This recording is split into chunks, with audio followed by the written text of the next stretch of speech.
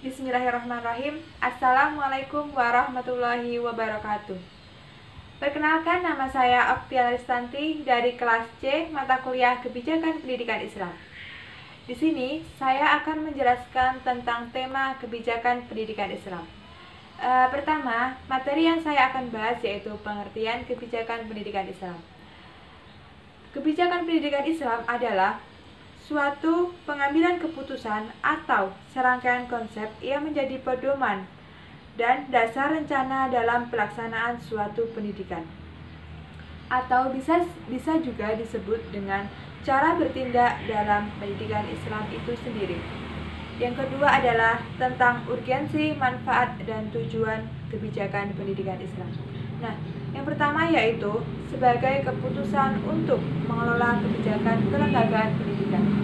Yang kedua adalah strategi untuk memecahkan suatu problem atau masalah. Materi yang ketiga adalah ruang lingkup kajian kebijakan pendidikan Islam. Nah, di sini ada dua kajian, yaitu pertama mikro dan yang kedua makro. Nah, yang pertama yaitu mikro. Dalam mikro, saya hanya mengambil dua, yaitu seperti sekolah, madrasah, SMA, SMK, dan sebagainya. Dan yang kedua adalah makro. Makro yang pertama yaitu tentang negara.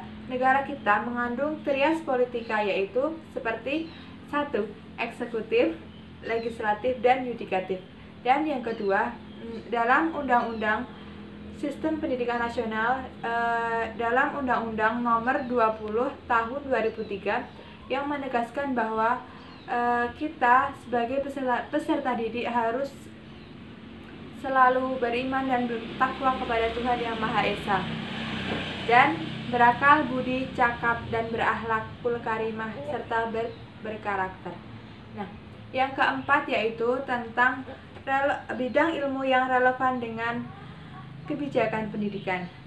Menurut saya, bidang ilmu yang relevan dengan kebijakan pendidikan Islam ini adalah ilmu pendidikan Islam.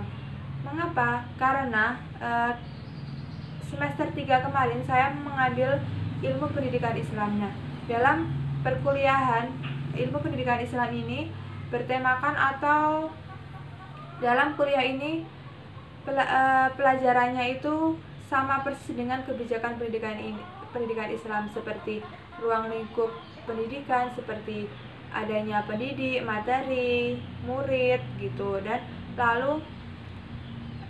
lalu masih ada keterkaitan dengan topik pembahasannya dari kebijakan pendidikan Islam tersebut. Sekian dari saya, kurang lebihnya mohon maaf. Wabillahi taufiq wal hidayah. Wassalamualaikum warahmatullahi wabarakatuh.